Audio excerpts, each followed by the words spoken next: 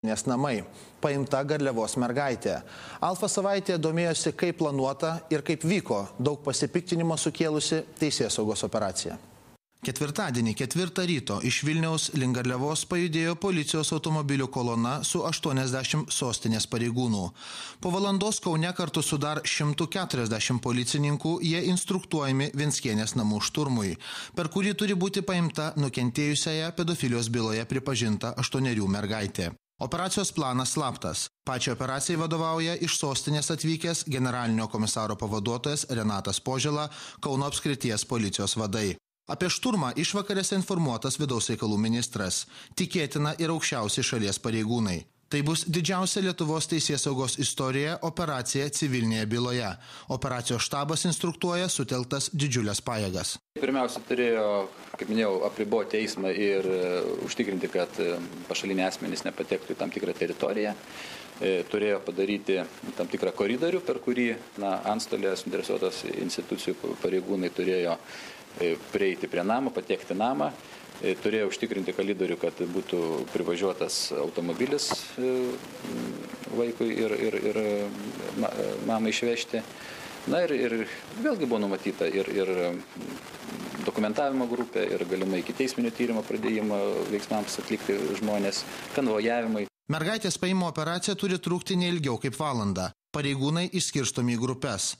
Po 6 prasidėjusi šturmo operacija pavirto prievarta. Teko panaudoti ir prievartinius veiksmus tiek asmenų, tiek kitų kliučių atžvilgių. Ir tie asmenys tiek pasyviais, tiek aktyviais veiksmais iš tikrųjų trukdė mums dirbti, mums trukdė mums veikti.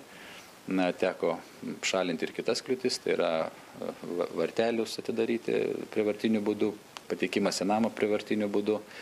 Bet tai visos šitos kliūtis iš tikrųjų buvo šalinamas antstolės nurodymų, įvardinant antstoliai, kad tai yra kliūtis, ir manau tikrai mes veikiam adekvačiai ir griežtai laikantis teisėtumą. Policija sako, kad 100 pareigūnų, tarp jų ir parengtų riaušėms, buvo reikalingi norint pademonstruoti jėgą. Tačiau per operaciją pasitelkiamas ir rezervas, riaušėms parengtos pajėgos. Tų pareigūnų tikrai norėjom laikyti rezervę, jų nenorėjom netgi rodyti ir tikrai, kaip minėjau, tikėjomės, kad viskas įvyks gera valia.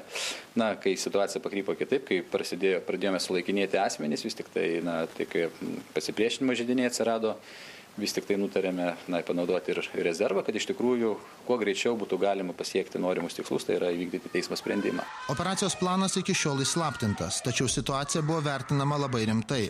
Ruoštasi net masiniams neramumams Kaune. Vertiname visas galimas situacijas. Todėl buvo parengtas ir Kauno AVPK vadovo įsakymas, pagal kurį buvo apribotas eismas tam tikromis gatvėmis, buvo apribotas asmenų patekimas į tam tikras teritorijas. Iš tikrųjų, mes tos dalykus žmonėms vėlgi paaiškinam, kurie bandė patekti. Mes panaudojame irgi tam tikras užtvaras vis tik tai, kad sklandžiai būtų įvykdyta. Tai iš tikrųjų ruošiamės mes visokiem scenarijam, visokiem variantam. Panaudojus prievartą, mergaitė ankstų ketvirtadienio rytą išnešama iš Venckienės namų. Policija sako, kad siūlė įspėti globėją iš anksto, o ne rinktis netikėto šturmo variantą. Tačiau tam griežtai pasipriešino antstolė. Ji pageidavo įsiveržti anksti ryte, netikėtai ir su didelė jėga. Tomas Dapkus, Alfa savaitė. Dabar pokalbis su Neringa Venckienė. Labą vakarą, ponia Venckienė.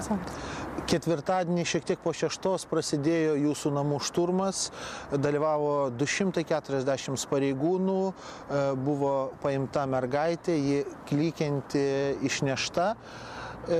Ar galėtumėt papasakot, kaip vis dėlto viskas vyko viduje? Tai pats pagrindinis tikrai šios savaitės ir ne tik šios savaitės įvykis sukėlęs milžinišką visuomenės pasipiktinimą. Tai aš galiu pasakyti, tai apibendrintai, tai prievarta buvo baisi. Ir ta prievarta vaiko atžvilgiu, tai buvo tiesiog protu nesuvokiama. Tai, kas buvo skelbiama, kad prievarta bus nenaudojama, ką rašė Kėdainių teismo nutartyje, ką numato civilinio proceso kodeksas, tai viskas buvo daroma priešingai, tiek policijos, tiek antstolės nurodymų. Tai pati pradžia buvo ir tai buvo, pati pradžia buvo tragiška. Mergaitė priėjo prie stiklo ir pasakė, kad aš neisiu ir nevažiuosiu.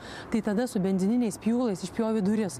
Tada kitas duris išlaužė, o trečias stiklinės terasos duris iškapojo su metaliniais tokiais kuolais ir įėjo į patalpą. Mergaitė buvo nuo jūsų kelių atplėšta, jūsų rankos buvo užlaužtos. Tai dar iš pradžių vaiko teisių apsaugos tarnybos darbuotoja pasakė, arba dabar einam, arba po minutės. Mergaitė pasakė, aš niekur neįsiu.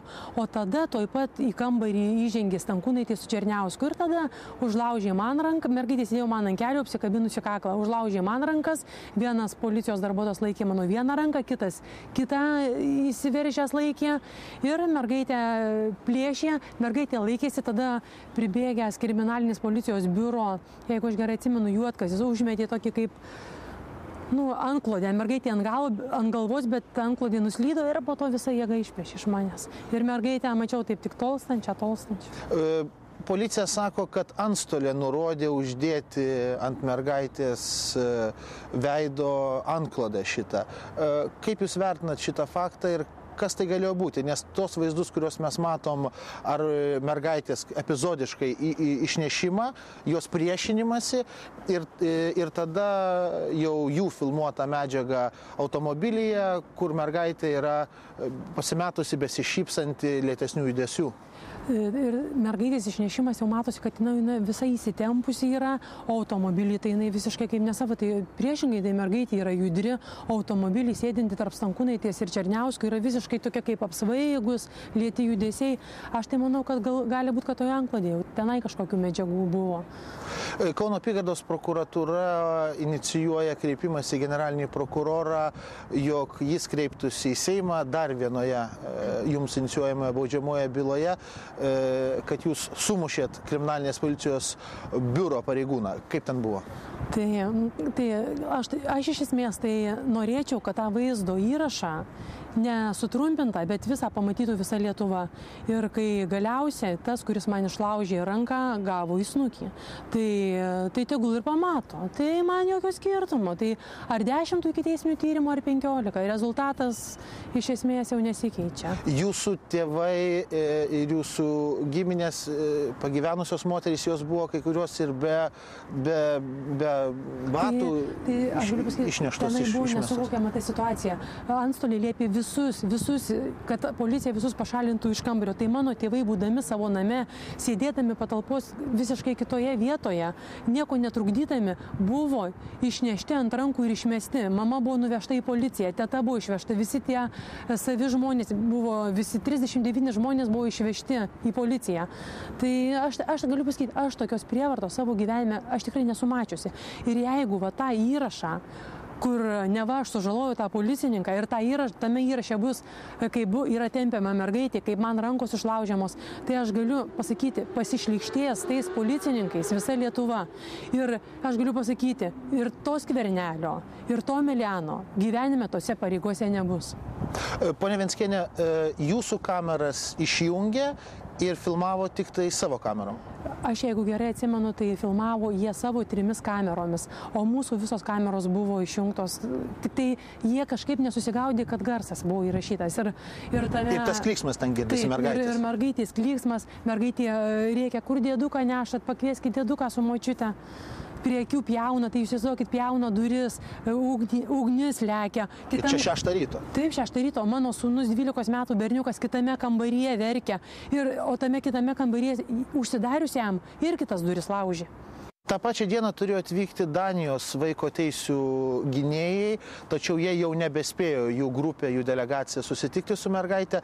Dabar mergaitė yra paskirta vaiko teisių specialistė, kurią parinko arba kurią atrinko Valstybės saugumo departamentas, išduodamas jai leidimą dirbti su slapta informacija. Joks kitas vaiko teisių specialistas Lietuvoje, kaip aš suprantu, neturi net tokio leidimo. Kaip jūs vertintumėt faktą, kad VSD atrenka dabar psichologą? Šito fakto tai aš net nežinojau, bet jeigu iš tikrųjų taip, tai čia VSD ta žymė labai ryški. Tai nagrinėjant bylą Kėdainių teisme, tai pats Kondratjevas klausė, tai negi vaiko teisių niekas neturi leidimo. Tai buvo aiškiai pasakyta, kad nėra nei vieno asmens, kuris turėtų leidimą dirbti su slapta informacija. Dėl to ir nėra pateikta išvados dėl Stankūnaitės šeimos aplinkos sąlygų, kad nėra kam jų patikrinti. Tai ką, šiuo metu jau atsirado tas žmogus? Kaip jūs dabar apibendrinat mūsų pokalbį po ketvirtadienio ryto šturmo, Kaip jūs dabar jaučiatės, ką jūs mastot apie Lietuvą, apie jos institucijas ir kas toliau? Žmonės turi vienytis, nes šiandien tai atėjo mano brolio mergaitę paimti, bet niekas negarantuotas, kad rytoj neateis jie paimti jūsų ir jūsų vaikų dar neprievartaus, nes jiems gal pritrūks tų aukų. Tai taip gyventi tai neįmanoma. Ir tas ir antstolės, ir tų policijos elgesys, tai galima įvertinti vienu žodžiu nužmogėjimas. Po trumpos pertraukos Alfa savaitė apie protestus prieš prezidentę Grybauskaitę Čikagoje ir Vilniuje.